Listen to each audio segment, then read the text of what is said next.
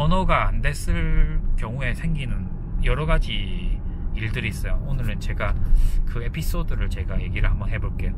그러니까 언어를 제대로 못했을 때 저도 이제 가게를 오픈했어요. 오픈해가지고 되게 고생을 많이 했던 케이스 중에 한 명입니다.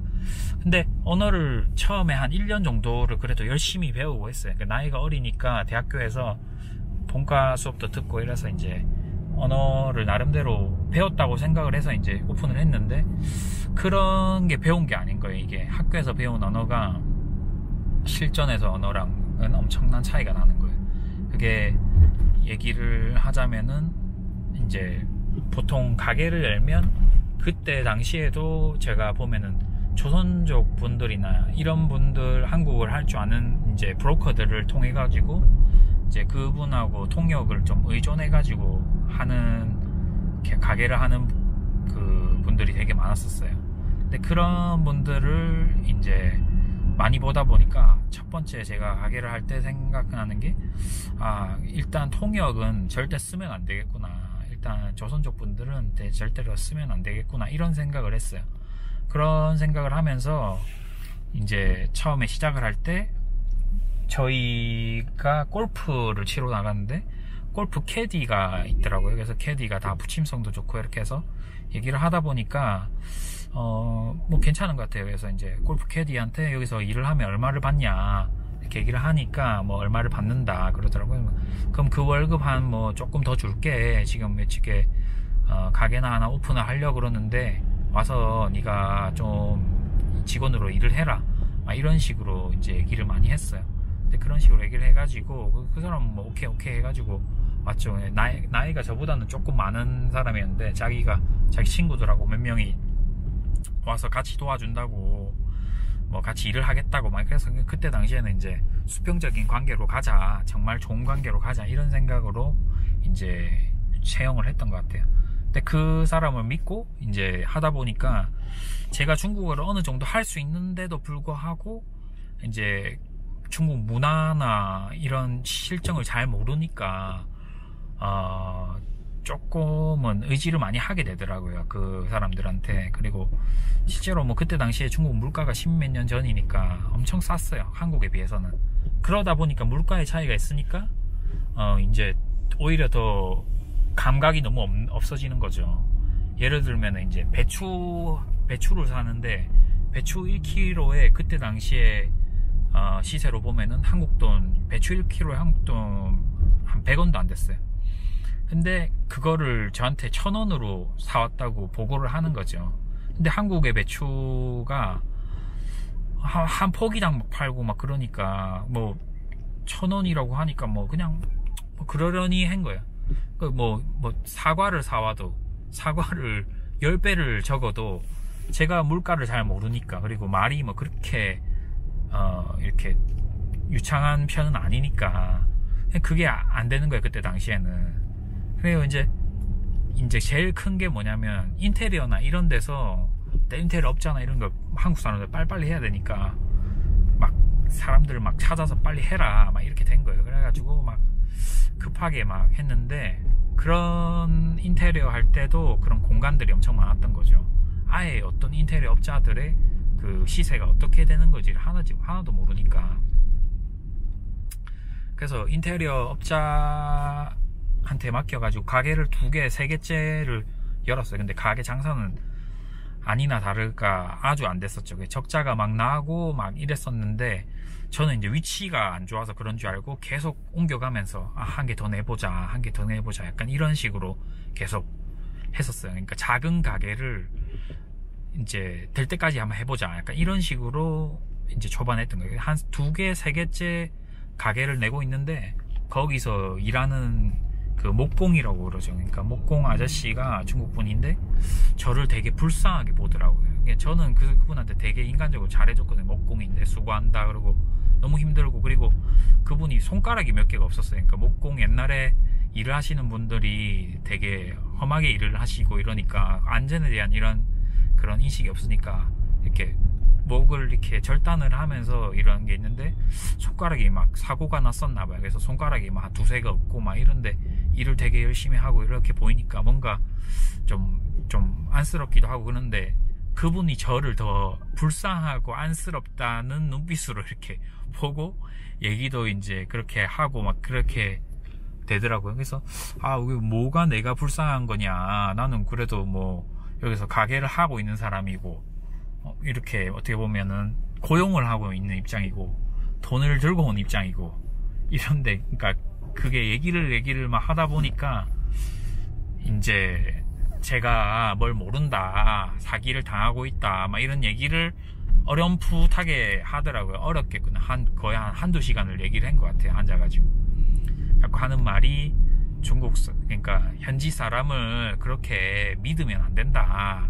네가 체크를 잘 해야 된다. 막 이런 말을 많이 하더라고요. 그래서 살짝 이제 감이 오더라고요. 그래서 이제 구체적으로 물어보고 하다 보니까 얘기가 이렇게 나오고, 그 직원들이 다들 조금 일을 농락하는 것 같다, 조금 지금이라도 정신 차리고 체크를 좀 해봐라, 막 이러면서 해서 그때부터 이제 체크를 하기 시작했고, 이제 알고 보니까 인테리어나 이런 데서 이미 그때 당시에는 거의 뭐 많은 돈을 남겼더라고요.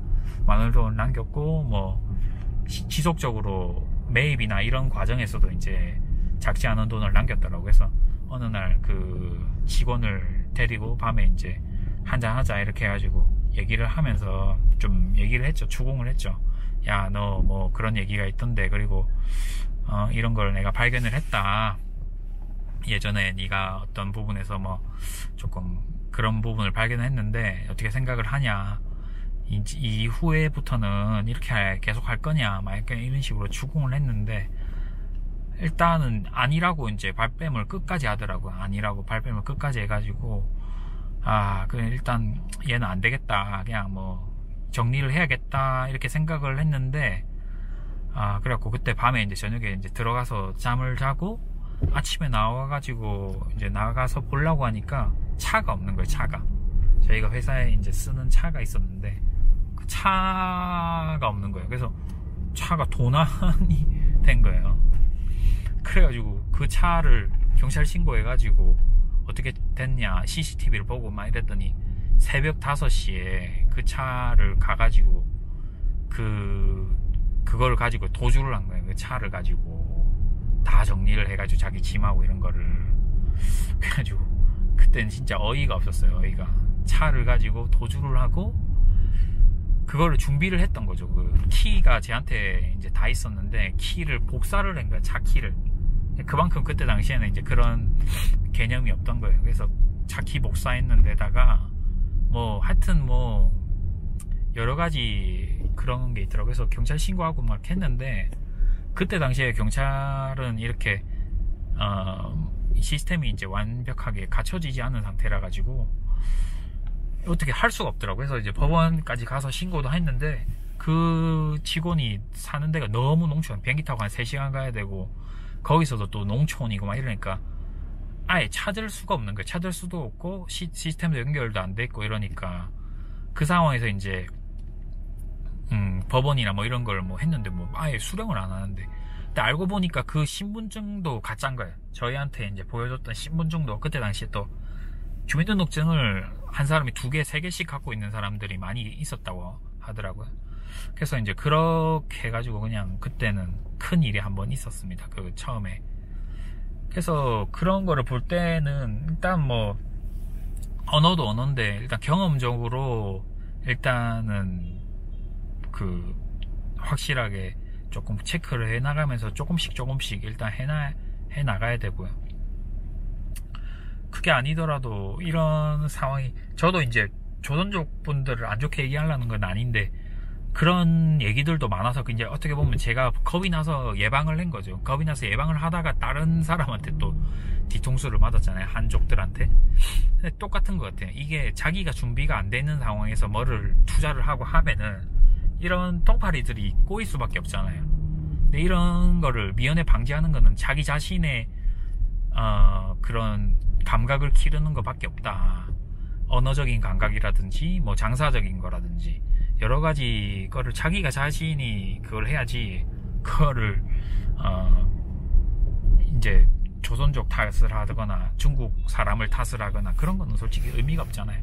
저희도 어차피 여기 와서 중국 사람들 시장을 공략을 하러 온 거니까, 그것도 어떻게 보면은 하나의, 여기서는 이제 학습 비용이라고 하거든요. 초반에 와가지고 하는 학비 냈다 막 이런 식으로 표현을 많이 하는데, 실제로 모든 사람들이 해외에 나가서는 한 번씩 다 학비를 내더라고요. 이게 다 학비다 이러면서 그런 농담들을 되게 많이 하는데요, 실제로 그게 또 맞는 말이기도 하고.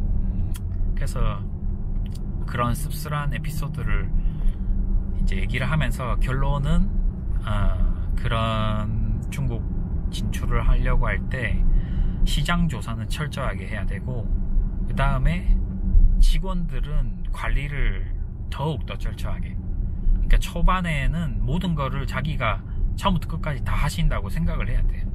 그래서 다 알고 나서 어느 정도의 그 규모가 갖춰지고 나서부터는, 그때부터는 조금씩 분담을 해도 되는데, 일단 자영업이라는 자체가 진짜 너무 그런 면에서는 어려운 것 같아요. 기업적인 거나 이런 거는 또 어떻게 보면 관리자나 이런 거를 보면서 그래도 뭐 도둑놈들이 많이 있을 수도 있죠. 근데 그나마 어떻게 보면 자본이 많으니까 자본을 이용을 해가지고 어떻게 보면 비존을 좀 주면서 직원들을 좀 키워나갈 수가 있는데, 자영업은 그게 힘들잖아요. 일단 자본이 처음부터 규모가 너무 없고, 그 상황에서 이제 직원들한테 비전을 줘야 되는데, 직원들한테 비전을 주는 것 자체가 너무 어렵고, 그러다 보니까 딴 생각을 하게 되는데, 그거를 커버할 수 있는 거는 이제 자영업자 본인이, 사장님 본인이 열심히 뛰어서 같이 해가자, 같이 한번 해보자, 약간 이런 식으로 마인드를 갖는 거가